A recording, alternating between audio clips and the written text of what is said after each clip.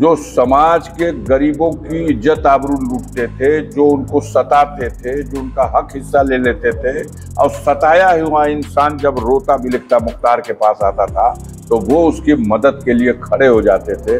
तो समाज के अराजक तत्व उनसे भयभीत होते थे, वो उनको माफिया कहते थे। और समाज का गरीब वर्ग जो उनके संरक्षण में, जिसका मान सम्मान मर्यादा इज्जत आबरू बच जाती थी, वो उसको मसीहा कहते थे। और आपका दामाद भी मंडी में है, बेटी की शादी किया है, आपने उसको 5 करोड़ का फ्लैट दिया है। ये है उस फ्लैट की तस्वीर, ये है उस फ्लैट का कागज। इसके बाद जो चाहते हैं हम लिखवा लेते हैं। एक पुलिस का अधिकारी बता गया। अब इसमें कितनी सच्चाई है धरातल पे देखिए। मोदी यहाँ है, अफजाल यहाँ है। इसका असर आप बता रहे हो कि बिहार होता हुआ बंगाल तक चला गया, तो हिया कहाँ उड़ गया। अब जब आपके छोटे भाई मुख्तार अंसारी नहीं रहे इस दुनिया में, तमाम आपने जो है कि पक्ष रखे अपने कि भाई किस तरीके से एक कॉन्स्पिरेसी थ्योरी भी आई और तमाम उसमें जुडिशियल इंक्वायरी की मांग उठी। आपके पार्टी के नेशनल प्रेसिडेंट भी आए, उन्होंने भी एक जुडिशियल इंक्वायरी की। आपकी ओर से ये कहा जा रहा है कि एक सिंपैथी वेव है, लोग जुड़ेंगे। हमारी ओर से नहीं कहा जा रहा। जो लोग माफिया डिक्लेयर किए हुए हैं उन लोगों के लिए उसका, उनकी सरकार को, उनको एक उपलब्धि जो मान रहे हैं, उन लोगों को उसका पुरस्कार मिलने जा रहा है। जनता पुरस्कार देने जा रही पूरे पूर्वांचल में, बिहार तक, बक्सर तक। ये सब पुरस्कार उनको मिलने जा रहा है कि भाई आप लोगों ने जो काम किया है वो बड़ा सराहनीय है। एक इतने खराब समाज विरोधी व्यक्ति को उसको मिटा दिया आपने, उसका पुरस्कार मिलेगा। आप बताइए कि सहानुभूति माफिया के प्रति होती है? समाज कैसे माफिया के प्रति सहानुभूति रखेगा? अगर सहानुभूति का सवाल है तो समाज अपने हीरो के प्रति सहानुभूति रखता है, अपने लीडर के प्रति सहानुभूति रखता है, अपने मसीहा के प्रति सहानुभूति रखता है। दोनों बात कैसे? वो माफिया भी है और सहानुभूति भी कैसे हो सकता है? या तो इस नैरेटिव को जो बनाया गया था उनके लिए, वो साबित होने जा रहा है कि वो गलत था, तब ना सहानुभूति में उठ। कई मामलों में कन्विक्शन उनका हुआ था, तो ठीक है, हमारे ही कन्विक्शन हो गया है, हमारा ही कन्विक्शन हो गया, हमारा ही हो गया। सरजू पांडे को 70 साल की सजा हुई थी, 70 इयर्स की सजा। तब समाज के उन दबंग लोगों को, जो समाज के गरीबों की इज्जत आबरू लूटते थे, जो उनको सताते थे, जो उनका हक हिस्सा ले लेते थे।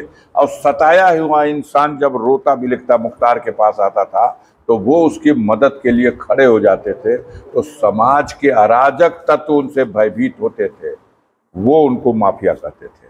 और समाज का गरीब वर्ग जो उनके संरक्षण में, जिसका मान सम्मान मर्यादा इज्जत आबरू बच जाती थी, वो उसको मसीहा कहता था। फर्क बस इतने है। इसकी तादाद ज्यादा है। तादाद मसीहा वालों की है, उनकी तादाद तो 100 में 10, इससे ज्यादा नहीं। 100 में 10 हैं जो अंतिम सांस तक उसको माफिया कहेंगे। वही उससे भयभीत थे, वही उससे डरते थे, उन्हीं को लगाम चढ़ा देता था। अब जो मसीहा हैं वो देख लीजिए, गिन लीजिए, गिनवा लीजिए। कहा गया है, आप भी जानते हैं कि समाज की एक मान्यता है कि दुनिया में जो आया है जाना है, लेकिन जिस दिन अंतिम यात्रा पे जाता है, उसी अंतिम यात्रा से ये पता लग जाता है कि इसने दुनिया में क्या कमाया है। और वो भी जब सारे प्रतिबंध लगा दिए गए हों, चप्पे चप्पे नक्के नक्के पे फोर्स जाने नहीं देंगे। और उसके बावजूद अगर हुजूम जाता है तो वो कोई रैली तो थी नहीं, भाड़े पे बुलाए गए लोग थे नहीं। वो जुनून, वो उसके प्रति समर्पण, इतनी बड़ी तादाद में इकट्ठा होकर के अपने हीरो की एक आखिरी विदाई, वो दृश्य अगर आप अपनी कैमरे से नहीं देख सके तो बहुत से कैमरे वाले पहुंच गए थे, देखे, दिखाइए, देखिए। आप कह रहे हैं कि 29 अप्रैल को आपको लेकर के एक जजमेंट आता है जिसमें कि आपका कन्विक्शन होता है। उस जजमेंट को पढ़ते समय इस बात का भी जिक्र आया था, मुंशी प्रेमचंद की एक कहानी। लिखा नहीं गया, ये जजमेंट में लिखा नहीं गया, मौखिक कहा गया। तो इस पर आप कुछ कहना चाहेंगे? क्या कहना चाहेंगे? आप बड़े थे घर में, तो आपकी क्या इस पर? मुझे मालूम है उनसे जबरदस्ती फैसला लिखवाया गया था, विवश किया गया था।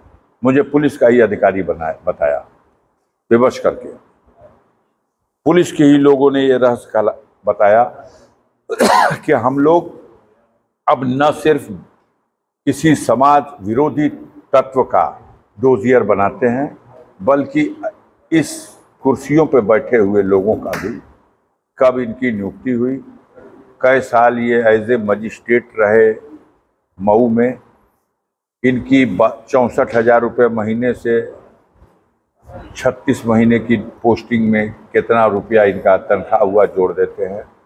उसके बाद आजमगढ़ गए, कई साल वहाँ रहे, 2 साल, 1 साल मजिस्ट्रेट रहे, उसके बाद प्रमोशन हो गया तो उसकी तनख्वाह इतनी है, इसकी तनख्वाह इतनी, 24 महीने के इतना हो गया। कितने साल से गाजीपुर में है, इतने साल से यहाँ किस पद पे हैं, इस पद पे है, इसकी कितना तनख्वाह है, इतना हुआ है, तो सब जोड़ दिया तो कितना हुआ, 77 लाख रुपया। और आपका दामाद भी मंडी में है, बेटी की शादी किया है, आपने उसको 5 करोड़ का फ्लैट दिया है। ये है उस फ्लैट की तस्वीर, ये है उस फ्लैट का कागज। इसके बाद जो चाहते हैं हम लिखवा देते हैं। एक पुलिस का अधिकारी बता गया। अब इसमें कितनी सच्चाई है धरातल पे देखिए। अंतिम सवाल, आपने कई बार ये कहा है अपने पुराने इंटरव्यू में कि आप सिर्फ अकलियतों की राजनीति नहीं करते हैं, आपको अकलियत और अक्सरियत, माइनॉरिटी और मेजॉरिटी कम्युनिटी जो है, दोनों का समर्थन मिलता है।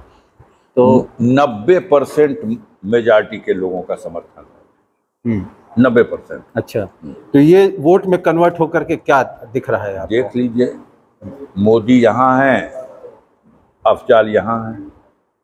इसका असर आप बता रहे हो कि बिहार होता हुआ बंगाल तक चला गया, तो हियाँ कहाँ उड़ गया?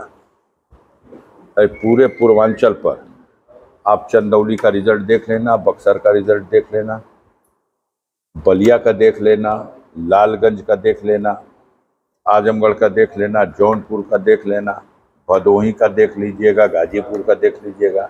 अगर कुछ आपको दिखाई दे कि इस लहर का उड़ गया तो सोचिएगा। बातचीत के लिए बहुत बहुत शुक्रिया। तो ये थे अफजाल अंसारी हमारे साथ, जिनसे हमने 2024 के चुनाव को लेकर के बातचीत की। अमितेश कुमार सिंह, प्रधान जी।